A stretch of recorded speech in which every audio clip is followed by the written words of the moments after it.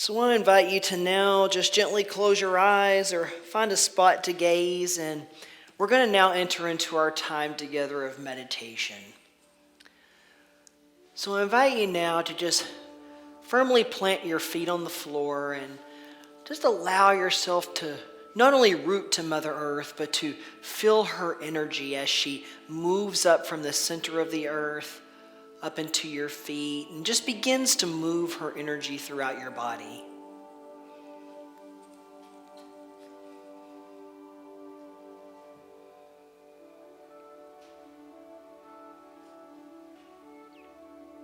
Just allowing yourself to absorb all of her wisdom and the wisdom of where the feet of our ancestors once stepped before us.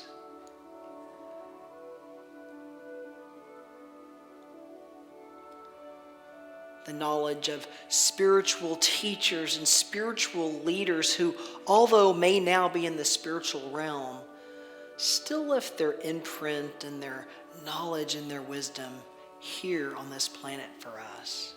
Just allow yourself to just open to that.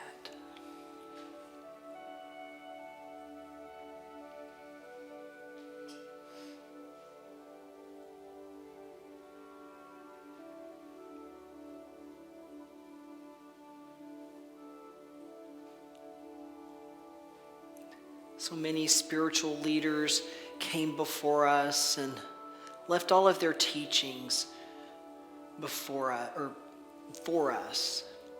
Teachers such as Jesus, the Buddha, Archbishop Desmond Tutu, Thich Nhat Hanh, and all of the other spiritual leaders here that are way far too many to name. But I ask for you to do one thing today, and that is to bring to mind one of those teachers that's now in our spiritual realm.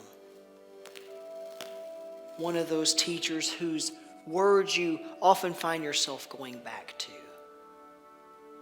One of those teachers who imparted wisdom that you practice and read and study and feel in the core of your bones. Just visualize that person standing across from you, sitting across from you, next to you. Just imagine that person somewhere in your presence.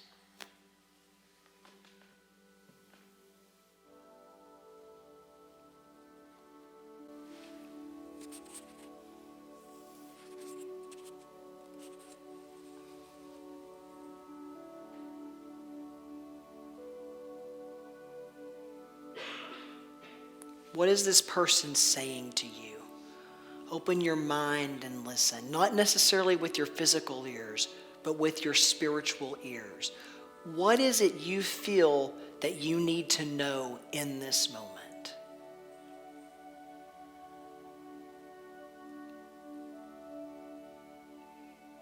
Perhaps it's practicing more prosperity, aligning yourself with your wholeness. Maybe you need to forgive someone or something in your life. Have more compassion. Whatever it is, just allow yourself to be open to really listen to what it is that your spiritual teacher is saying to you.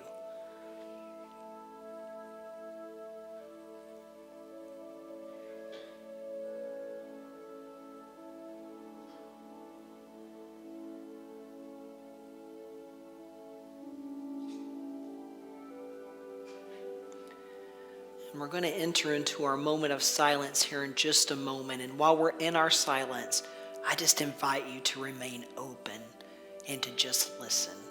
To just listen to that still small voice and what it's saying to you, what you need to hear today in this moment as we enter into our time of silence together.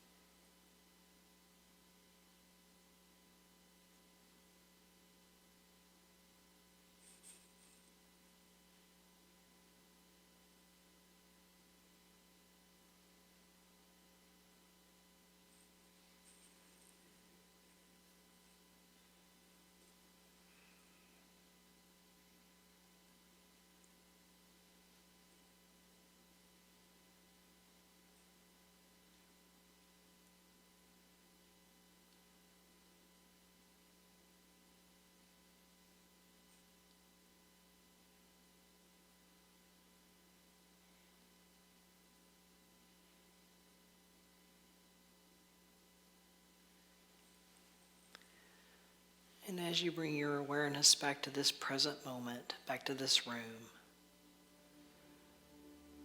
perhaps you did hear something that you needed to hear today, and perhaps you didn't hear anything in this moment, and that's okay. Just continue to remain open, because when we're open, what we need to hear, we will hear. What we need to see, we will see. So I invite you to just leave this space with that openness, being open to hear and to see what it is that your spiritual teacher has to impart.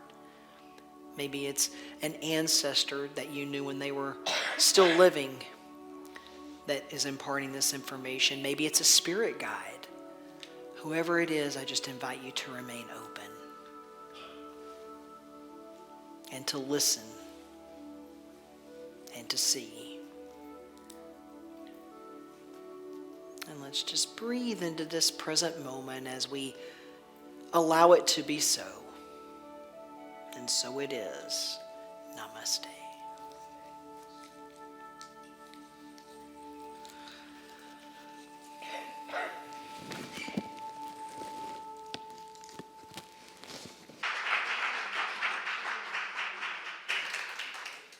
Thanks, Pete.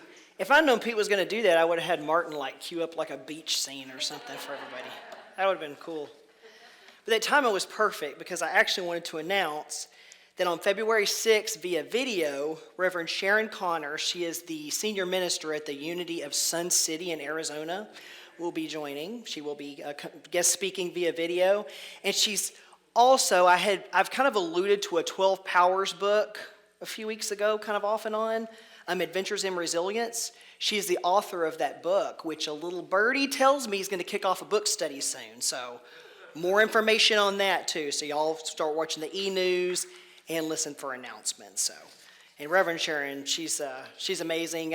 She's been a keynote speaker at 2 events I was at last year, the Fillmore Festival and our Great Lakes Regional event. So she's very well spoken and a sharp lady and just really cool. You don't want to miss it. So anyway. But, so now I got to kind of turn it down a little bit because Josie kind of mentioned it, and as many of you are aware, Thich Nhat Hanh made his transition on Friday. I think it was Friday. But I believe he was 95 years old. And I started thinking about it, and it's almost strange to imagine a world without him. Unless you're over 95, he's just always been around, kind of like Betty White, you know. When Betty White made her transition, it's like, oh my gosh, she's always been a constant. And I think I let people know on New Year's Eve, but I don't know if you knew this, but Betty White was a fellow Unity person. So yeah, that's kind of cool too. Yeah. So it was kind of an extra little punch there. But now I suppose, so does anybody want to guess what the topic of our conversation is going to be today? You got it. Yep, if you said Thich Nhat Hanh, you got it. So in case you really aren't familiar with Mr. Hanh, he was, and this is according to the U.S. News website, he was a revered Zen Buddhist monk who dedicated his life to teaching compassion and working for peace. He also helped spread the peace of mindfulness in the West and socially engaged Buddhism in the East. And there's so much more. I could probably have gone on just talking about him for a while up here this morning, but his teachings have been taught in various Buddhist and other spiritual centers for many years and have helped so many people to be able to find peace, compassion, and mindfulness in their lives. Now, I know that many of his teachings have stuck with me personally, and although I never met him, he's left me with so much wisdom and mindfulness to practice and implement into my own life. Now, Mindy and I were looking up, different things that he had done and stuff like this last night. And Mindy happened to find a list of Thich Nhat Hanh's 10 rules for life. And I wanted to share those here with you right now. Number 1 was find your Buddha mind. Number 2, have compassion. Number 3, stop seeking others' approval. Number 4, be open to the mysteries of life. 5, transform your suffering. 6, be aware of your body. 7, keep to your convictions. 8, cultivate stability. 9, get rid of anger. And 10, practice meditation. So these are all wonderful, right? And we don't have time to cover them all today, although I would like to, but I might start hearing stomachs growl. But I'd like to focus on just a few of them today. So the first one I wanted to discuss was number 3, stop seeking others' approval. My attention first went to this one because I automatically started thinking how often we let the approval of others dictate what we do and don't do in our lives. This kind of brought back to me something in high school. Now, all of the cool kids in high school wore the most expensive brand names of clothes. If you didn't, well, you just were not cool. And I don't know who determined which expensive brand names everybody wore, but that's just the way it was. But has anybody ever heard of, or did you all ever have Kmart in this area? A Kmart store? Okay. I wasn't sure if it was just kind of a southern thing or not, but I'm not sure if they're still in existence. But if you're not familiar with it, it was kind of a smaller version of Walmart. I guess that's how you could describe it. But when I was in junior high and high school, you did not want to be caught dead in Kmart. Your parents would force you to go to Kmart to pick up toilet paper or whatever it was, and the second you entered the store, your eyes would start scanning to see if you saw anybody from school in there. Now, of course, I never thought about at the time, if I see them, they're in there too, right? Just like I was. But that thought didn't go through my mind in junior high and high school. It wasn't cool to be caught in Kmart. And I will also say this.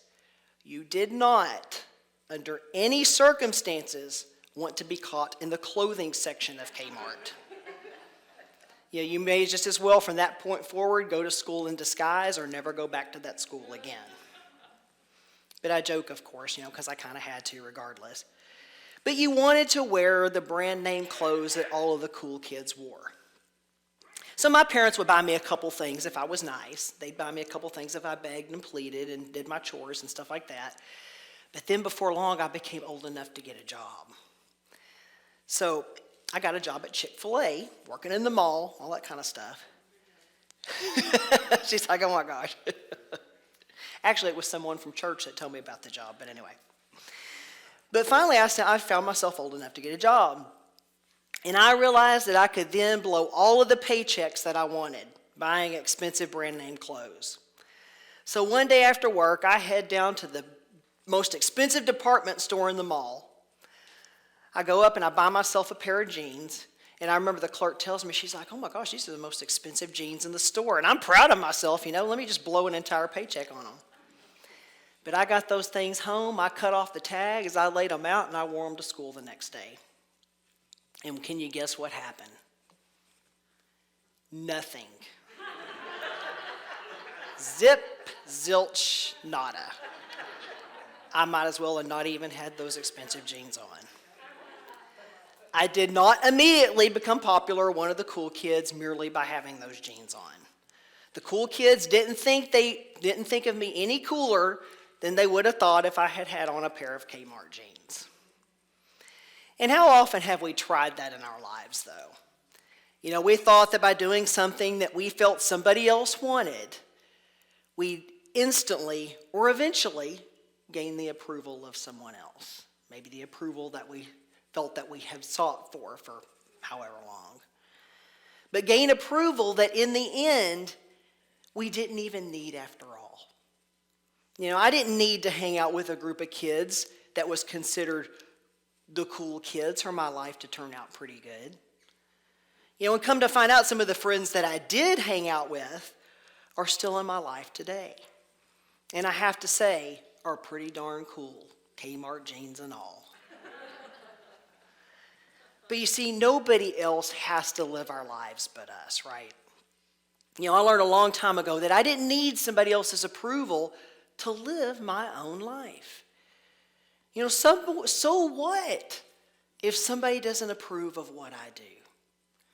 Obviously, we want to make sure we're living our lives ethically and compassionately, not breaking the law and so forth. I don't mean that, I don't want to hear anybody say, well, yeah, I went and robbed that bank because Reverend Evin said I could live my life the way I wanted to. Don't do that because I'm not going to come bail you out. You're on your own. But on a serious note, you know what I mean by not needing somebody else's approval to live your life. You know, no one else has the same relationship that you personally do with the God within you. Nobody else hears your intuition. You know, nobody else dreams your dreams. Nobody else feels your desires that you have. Only you do. So stop seeking someone else's approval. That I will say. Now, another thing I want to discuss on Mr. Hahn's list is be open to the mysteries of life. Now, this one is a big one. And it's a big one because not all mysteries are solved when we want for them to be solved, right? We've all seen that, read that good book or watched that good mystery show that sometimes just left us hanging. And that's just the way that it was. But when we watch them on TV, the only good thing is when we're watching them on TV or reading them in a book, it's a mystery we're involved in from afar, right? That's happening to somebody else's life. You know, we're watching it take place, and it's happening in somebody else's life other than our own. But it's a little bit different when that mystery is happening in our own life, right? You know, I found the last 2.5 years of my life here in Madison to be a mystery, at least initially. Well, I'm going to get to it.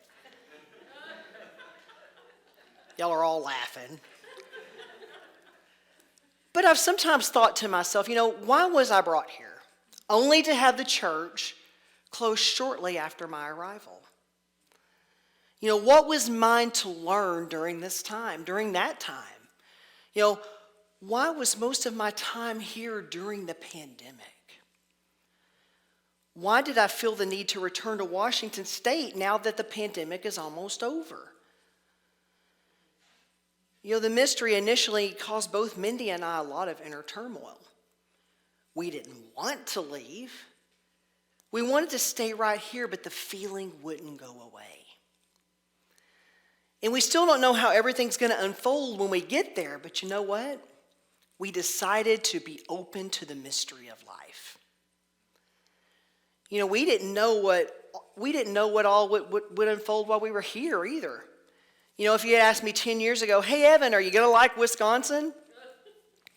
I probably would have looked at somebody like they had two heads and said, Wisconsin, why in the heck would I go to Wisconsin? But the reason was, you know, it was a place I had never been. You know, it was a place with winters far colder than I had ever experienced. But when I saw the church opening here, I just knew that I had to apply. I noticed it probably months before I applied, but I kept going back to it. The thought wouldn't leave my mind, but I was open to the mystery of life. And now I will leave here never forgetting a single one of you. You know, look at what we've all been through together. How could I forget anyone here? You know, the mystery about why I was here for the pandemic was one that has since been solved. I knew this when I asked myself, why wouldn't I have been here during this time? So the mysteries of life can sometimes feel exciting, but they can also sometimes feel frightening. You know, it may sometimes feel like we're about to jump out of a moving car, not knowing if we're going to remember how to land or roll when we get out of the car. But you know what? The mysteries of life become a lot easier to handle when we remain open to what they have to offer, to what they have to teach, to what they have to show us, to the opportunities that they so often contain within them. We just have to be open to them. We have to be willing to be open to them. Because that is called faith. Remember that faith is the foundation, is the backbone of our Unity 12 powers. Because without faith, the rest of those powers can be kind of useless. You have to first have faith. And the mystery of life and being open to them is what it means to practice true faith. And both of these rules of life also kind of tie into the last one I want to mention, which is keep to your convictions. So you don't need anyone else's approval in your life. You're open to the mysteries of life. Why? Because you have faith. Now it's time to keep to your convictions. It's time to know that no matter how fast the car is going when you jump out, that you're going to remember how to land. And that you'll remember how to roll. And that you'll get up, you'll dust yourself off, you'll carry on, and you'll be happy that you did. Because when we stop needing the approval of others, and we start not only not being open, but maybe even starting to seek out those mysteries of life, we will begin to start keeping true to our convictions. We will learn that it is through faith that we trust Spirit. That we trust what the universe is providing, what the universe is offering, and what the universe is calling us to do. So I used to get a lot of flack from my family for not finding one job when I was, 22, 24 years old, I don't know, and settling into it for the rest of my life, because that's just what they did. You found a job and you settled, and that was it. It didn't matter if I liked it. It's what I was supposed to do. But I knew that finding one job and heading to it every single day for a good portion of my life, whether I liked it or not, just was not for me. I knew that the God within myself was guiding me toward a very different kind of life. A life that suited me, a life that I felt was full of adventure and has been full of adventure. I didn't feel like I needed to gain their approval. I was open to the mysteries of life, and I stuck to my convictions. But look where I stand today. I'm a minister, and I'm not the person sitting behind a gray cubicle wall that I've been behind, 30-something years, doing something I didn't want to do just to please others. And I'm not saying there's anything wrong with that. That if it suits you, do it. If it doesn't, find something else. But have you ever heard the saying, you be you? In fact, we sang about it in our song this morning. You be you, I'll be me. Yeah. It's good advice. So I'm going to challenge you to do that today. You be you. So today we honor the memory and the life of the late, great Thich Nhat Hanh. And we also honor ourselves in the process. We honor ourselves by implementing into our lives the wisdom he left us with. We honor ourselves to be open to the mysteries of life. We honor ourselves by not needing someone else's approval. And we honor ourselves by sticking to our convictions. Namaste.